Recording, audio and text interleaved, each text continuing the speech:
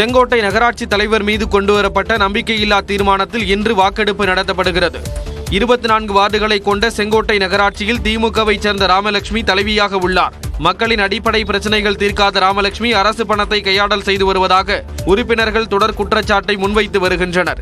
இந்த நிலையில் கடந்த மாதம் 18ஆம் தேதி அதிமுகவை சேர்ந்த 10 கவுன்சிலர்களும், பாஜகவை சேர்ந்த 3 கவுன்சிலர்களும், திமுகவை சேர்ந்த 6 நகர்மன்ற உறுப்பினர்கள் என 19 பேர் நகர்மன்ற தலைவி மீது நம்பிக்கையில்லா தீர்மானம் கோரி ஆணையர் சுகந்தியிடம் மனு அளித்தனர்.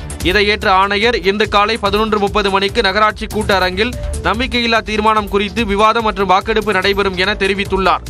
சங்கரன் கோவிலில் திமுக நகர்மன்ற தலைவருக்கு எதிராக நம்பிக்கையில்லா தீர்மானம் கொண்டு வந்து தோல்வியுற்ற நிலையில் தற்போது செங்கோட்டையில் என்ன நடக்கும் என்ற எதிர்பார்ப்பு ஏற்பட்டுள்ளது. கடந்த வாரம் நெல்லை மாநகராட்சி திமுக மேயர் மீது கொண்டுவரப்பட்ட நம்பிக்கையில்லா தீர்மானம் விவாதத்திற்கு வராத நிலையில் மேயர் பதவி தப்பியது குறிப்பிடத்தக்கது.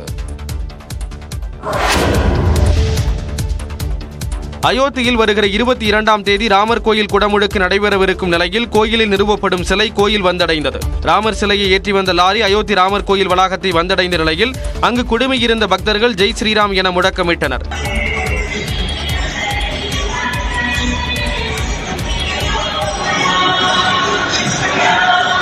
ராமர் கோயிலின் பிரம்மாண்ட திறப்பு விழாவை ஒட்டி அயோத்தி நகரம் விழாக்கோலம் பூண்டுள்ள நிலையில் சூரிய குளத்தில் லேசர் ஒளி நிகழ்ச்சி பார்வையாளர்களுக்கு பரவசத்தை ஏற்படுத்தியது.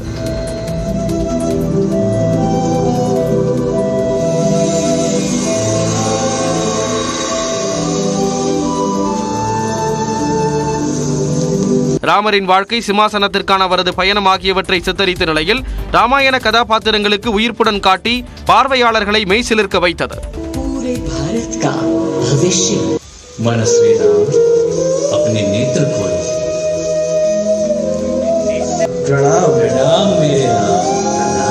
இந்நிலையில் அயோத்தியில் உள்ள ராமர் கோவிலின் கர்ப்பகிரகத்தில் ஸ்ரீ ராம் ஜென்மபூமி தீர்த்தக்ஷேத்திர அறக்கட்டளை உறுப்பினர் யஜ்மான் அனில் மிஸ்ரா முன்னிலையில் பிரதிஷ்டை விழாவை ஒட்டி பூஜை சடங்குகள் நடைபெற்றன.